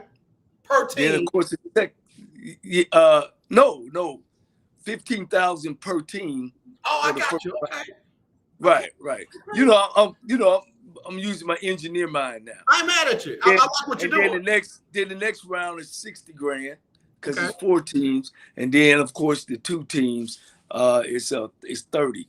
So what we looking at? 180, 30, about $210,000, $230,000 for all the travel. I'm not spending nobody else's money, but that's doable. Yeah. You give each team $15,000 to travel. And see, here's the other thing. The team that travels, and it might be a little cheaper than that because you're playing at home. Right. So that's just one part. That's really 8 teams are actually traveling. Right. And then you want to pay for the stadium workers and all that, which is not a whole lot. Yep. And then the thing about it is now when that gate comes from that team playing home, how do you divide the money? Does that go to the to both conferences? You got to figure all that out. That's what I'm traveling down. Right. No, but so it's doable. It's very doable. That's how Division II does it. I remember when at Tennessee State, we went to the championship or the playoffs 2 years in a row, and the home team, they welcome you in. I mean, we played Appy State our first year, and I mean, man, those people treated us so nice and graceful, and and we paid for the hotel and all that stuff, but we got reimbursed back from the conference. Yep. Coach, I'm telling you, I'm throwing this out here in the atmosphere because that is very doable. And if, like you said, you get a legit TV package, that literally pays for itself. That pays for itself. I mean, your TV package could be $4 or $5 million. I mean, like you just said, we doing well. We making some money for both conferences. Right. Right, involved, and again, you talk about sponsorship and gate and concessions and all that, man. Let me stop. Well, see, once again, we got so much of a problem working together. That's all four commissioners sitting down and trying to put something together like that would be great. You know what I mean? But you got to have that type of mentality. You got to want to do that for all the right reasons. So, hopefully they listening to it, that they can sit down and talk. The biggest thing is that we just don't work together. Yeah, I'm one of those who I don't allow that to be my final sentence of a book, of a chapter, of a verse. I'm just saying, I believe it's gonna happen. I believe somebody's gonna get over themselves and then talk other people into getting over themselves so everybody can eat. That being said, Coach, we've got Jackson State and Prairie View this weekend. But before we get to that, we got to talk about the Bayou Classic. When I said it, Grambling was not going to go out like that. They knocked off Southern University in the Classic. I feel like they won the Battle of the Bands too. I ain't giving Southern no credit right now. What were your thoughts on the Bayou Classic? Come on, give it up. That Southern coach, being an interim coach, man, I hope he had his boxes packed, because, man, that was detrimental to his future. And I hate that for him, but you don't supposed to lose to a bad Grambling team that don't even have a coach in there. And I know it's a rival game. And you can throw the baby, what they say, you throw it all out the window. Baby out with the bathwater. Yes, sir. Yeah, baby out with the bathwater, but you just don't do it. Not when you're in your interim year. Once again, I told you about Southern's what? After that Texas Southern game, I said they got to be better on the defense side of the ball. I was gonna say, leave my teammate alone, man. Leave Lionel Washington alone. He was trying to run that pro style defense. You already said here about the pro style offense. He was trying to run that pro style defense. Well, it ain't been working for him. And unfortunately, Grambling came in there fired up, and sometimes when you change over a coach like that, and right. I know Coach Terrence Graves, he's a rah-rah type of coach. He's a good coach. And, he did a good job of keeping the kids together and getting them prepared, to win a football game. That was their SWAC championship game. That was their Celebration Bowl. That's one of those games on the schedule that you circle because you got to win it. Yeah, and he went out there and done it. It might elevate him to being the coach. Well, you never know. I wouldn't put everything on just one game, but he did a super job. He had a week to prepare, and the kids were prepared and the kids played hard. Yeah. So I don't know what happened at Southern. All I know is they were very bad on defense, and it's tough to win games when you're not good on defense. Yeah, you can't come behind a coach like Odoms and the success he had against Grambling in that game and then literally fall apart like that. You cannot do that and expect to stay. I mean, I'm not trying to be rude, disrespectful. You guys are on a level that I've never been on. I mean, highest I've ever coached was high school, and I was a position coach. So I can't disrespect him, but it just didn't look good. Well, one thing, that's the fleas that come with the dog in coaching is win. Right. Is when you get that opportunity, you got to win, because you don't get that many opportunities. In college football, you get 11. In the pros, you get, what's that, 17? 17 this year, yeah. Yeah, so you don't have that luxury to say, let's play again like in basketball. Well, I'll beat you, again. You get that opportunity. You got to have those kids ready and prepared. And unfortunately, for Grambling, they wasn't. I mean, for Southern, it wasn't. Southern, yeah. Again, we got to say congratulations, Camilio and Clarence and all the other guys out there that I know are G-men, GSU, Graham fam. Again, they got the win. So now we'll wait to see what happens with Southern University. We'll wait to see what happens with Grambling. And, again, we'll see what happens there. Let's talk about the SWAC championship game before we go to our next break. Now, you've got Prairie View and Jackson State.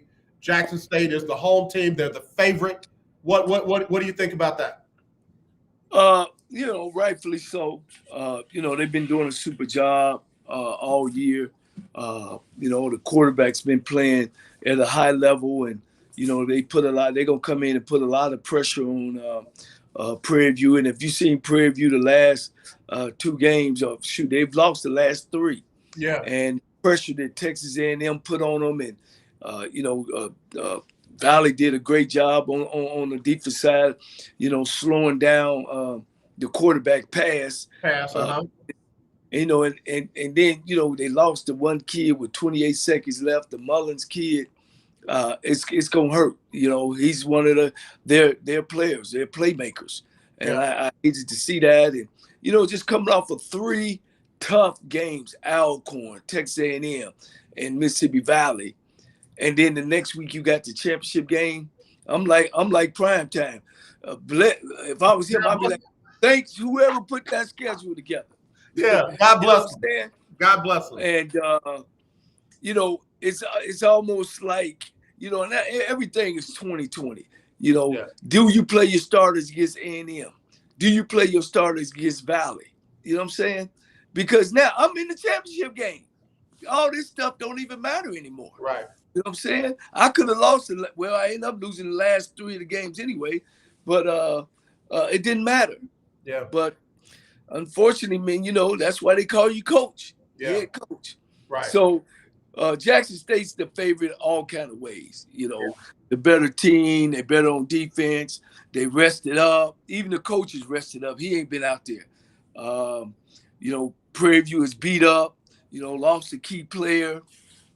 Their coach is being pulled, I hear, to maybe going to Southern University. So they got a lot of factors working against them. And so Coach Dooley got his work cut out. I don't even know if I would put pads and a helmet on this week. We'll probably just do mental practices, just trying to recoup and try to recover. Yeah. So he's going to have to put together a great game plan because and play all 4 quarters. Yeah. So he's definitely going to have to, him and his staff definitely going to have to do some candlelight burning, preparing for Jackson State this week. Coach, we got to take a break. When we come back, I want to talk more about that matchup, and then I want to hit you with one of those, what would you do? We'll be right back right after this with the coach, Johnny Cole, as we take our HBCU stroll here on the lunch break. Hey, what's up, everybody? It's AJ Jones with the lunch break on the legendary KYOK AM 1140 and 92.3 FM. It's that time of year when we are reminded of all the things we should be thankful for, and that it's more blessed to give than to receive. So with that in mind, on Wednesdays from now through Christmas, we'll give you a chance to win a gift certificate from Butterball.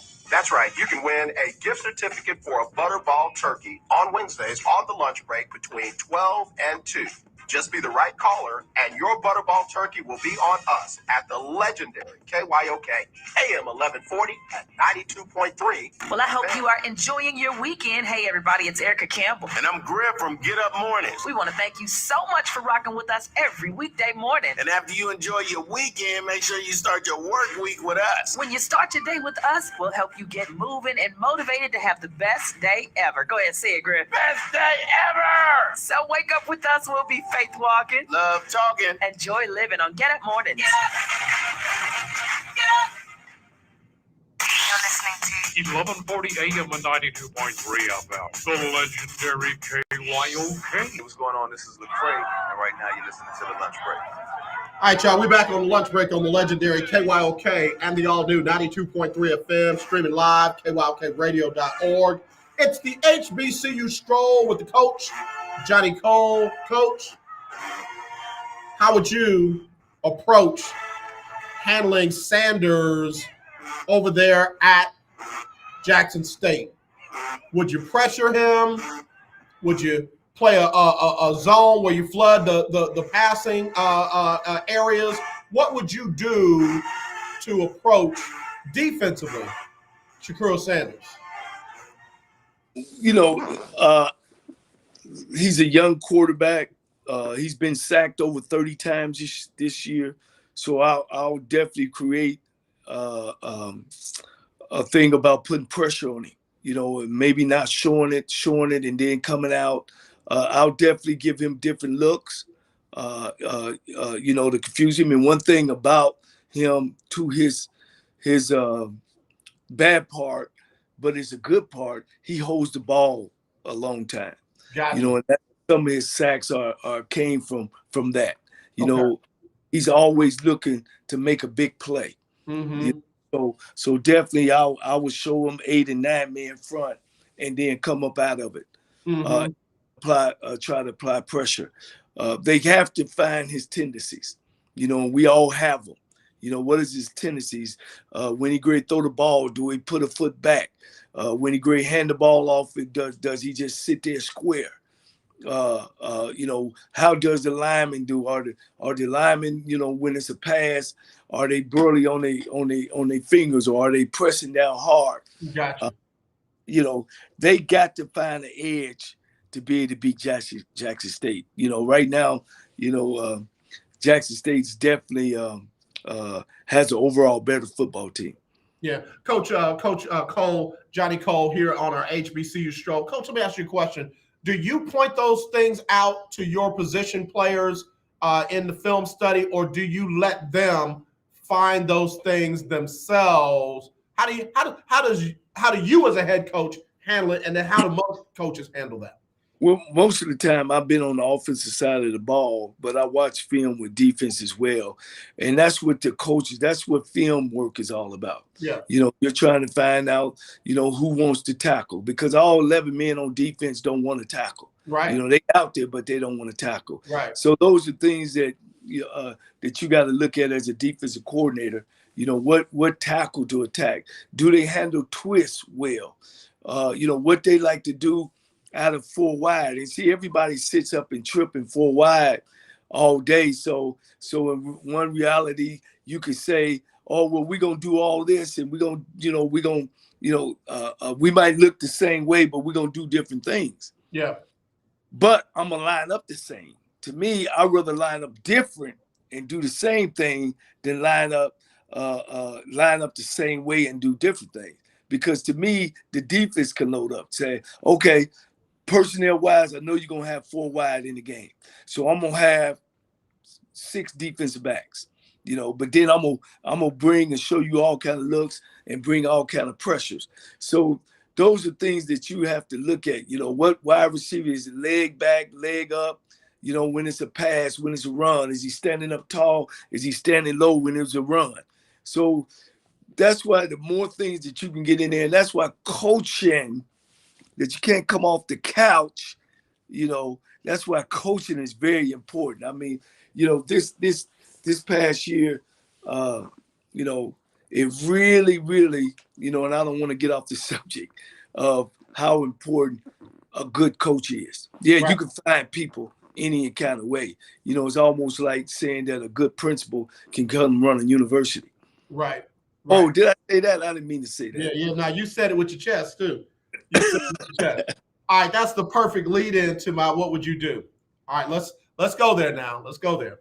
All right, try to get the sun out of my eyes. All right, so if Coach Sanders wins the SWAC after this weekend and then goes out and beats South Carolina State in the Celebration Bowl, and the Florida State job opens up, and they call him and say, Coach Prime, you are our number 1 candidate.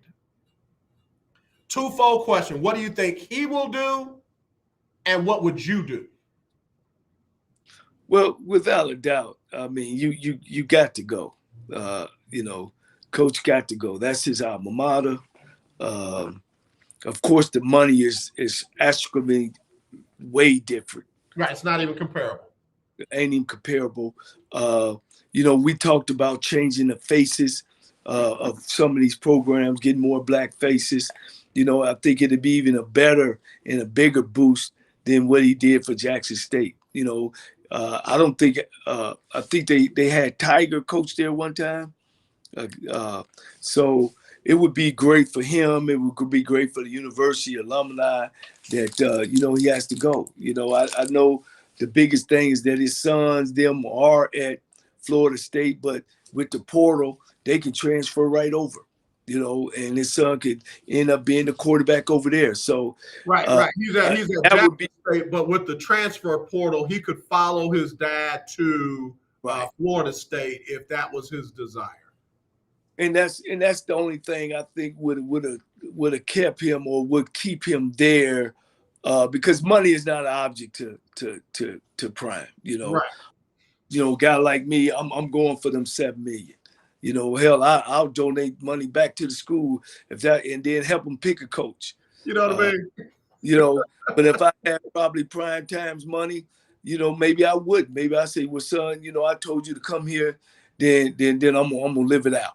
Because if I continue to win, a Florida State might not be waiting on me next, but some college would be waiting on me. So he got a couple ways to look at it and think about it. And he's as I say, he done the Muhammad Ali.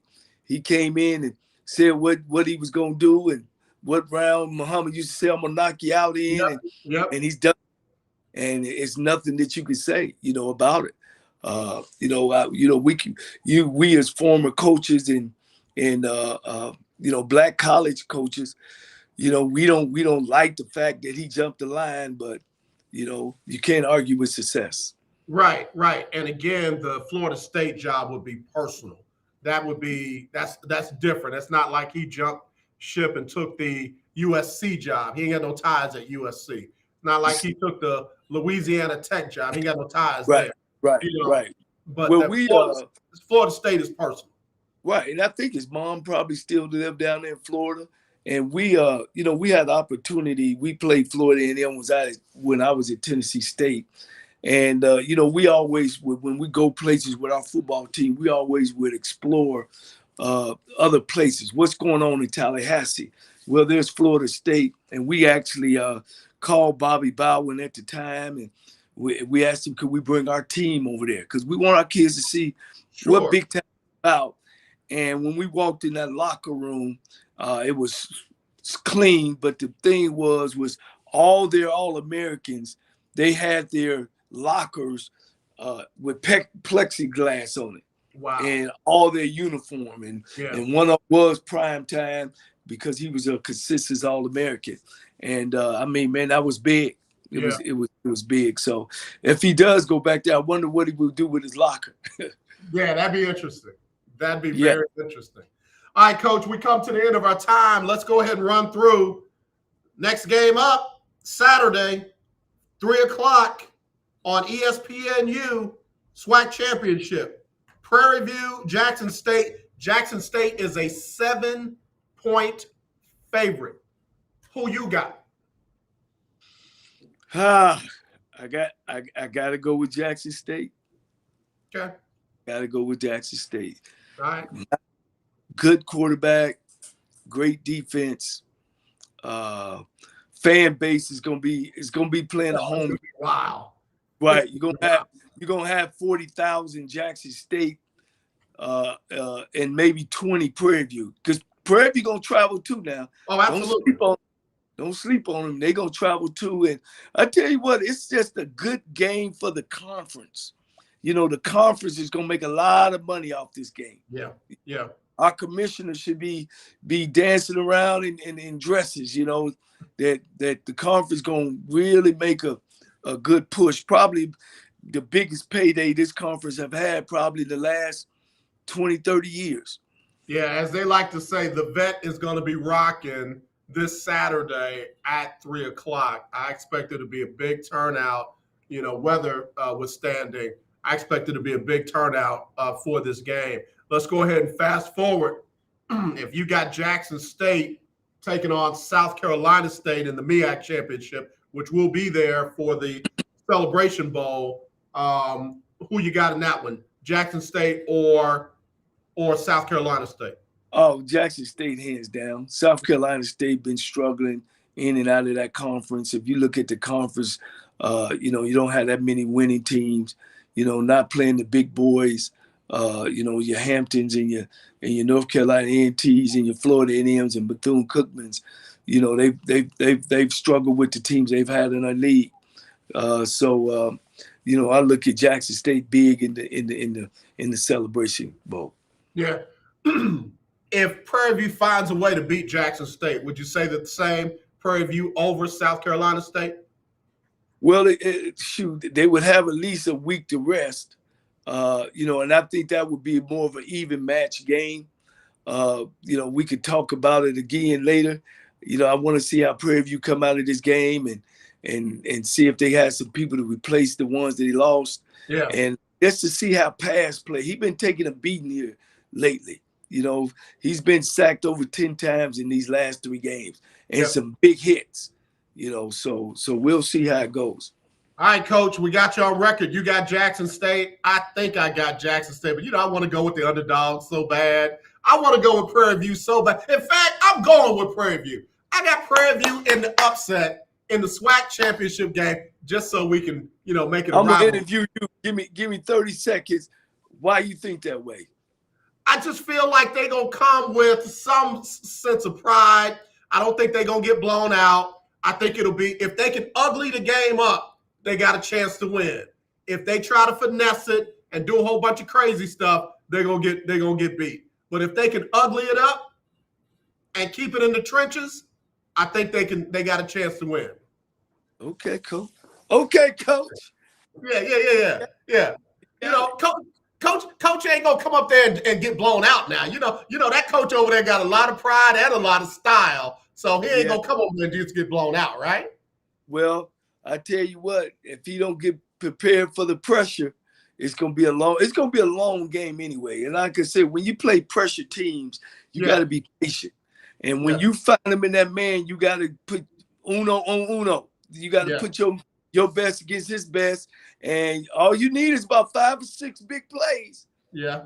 And if they don't come out of them touchdowns, it's a whole total different game. Then now offensively at Jackson State, they got to call the game different. Right. And that's why I say if they can ugly it up and keep everything, make Jackson State have to run the ball and not let Sanders just, air it out, that kind of thing. I think they got a chance. We'll see. I might be wrong, and I got a short memory, so I'll act like I didn't say this if I did. So anyway, Coach, tell everybody where they can find you and follow you, please. On Twitter and Hobo Big Play, Johnny Cole, and at Facebook. Coach. And Instagram, Cold-Blooded 9. Coach, we will definitely be talking plenty this week, but we will definitely be talking next Monday after the SWAC championship game, getting ready for the Celebration Bowl. So you take it easy till then. We'll talk soon, okay? All right. Hey, to Soul Train. Peace. Soul. And it's the Soul Train 50th anniversary. Yeah, man. To Don Cornelius. And yes, sir. Yes, sir. We'll talk to you soon. Take care. All right, y'all. We got to get ready to go. I want to appreciate Coach Johnny Cole with all that he does, all that he brings through on the HBCU Stroll. Again, it's going to be an interesting matchup this Saturday with Jackson State and Prairie View in the SWAC championship game. And the winner will go on to face South Carolina State in the Celebration Bowl, December the 18th. We'll be broadcasting live from Atlanta, Georgia. Coach Cole, myself, and Keisha Kelly from the Black College Experience. So I can't wait to do that. All right, let me get ready to get out of here. The Texans, of course, couldn't hold a 14-11 lead at the half. They ended up losing 21-14 to the Jets. They will host the Colts Sunday at noon. The Cowboys will visit the Saints Sunday at noon. Their head coach tested positive for COVID. He will not be on the sideline. Tonight, it'll be Seattle at the Washington football team for Monday Night Football. College football over the weekend, number 8 Baylor beat Texas Tech 27-24. Number 15 A&M lost to LSU 27-24. Number 22 UT San Antonio lost to North Texas 45-23. And number 24 U of H beat Connecticut 45-17. Spurs ended their 6-game losing streak with a 96-88 win. Also, the Rockets made it 2 wins in a row with a win over Charlotte, 146-143 in overtime.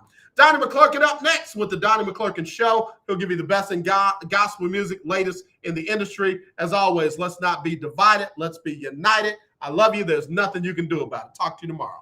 The legendary 1140 AM KYOK Conroe and 92.3 FM K222CX Houston. All right, y'all. I hope y'all enjoyed the show. Definitely appreciate Coach Cole and the HBCU stroll. So again, y'all take it easy, be safe, be decent, and we'll talk to you. Y'all take care. See you tomorrow.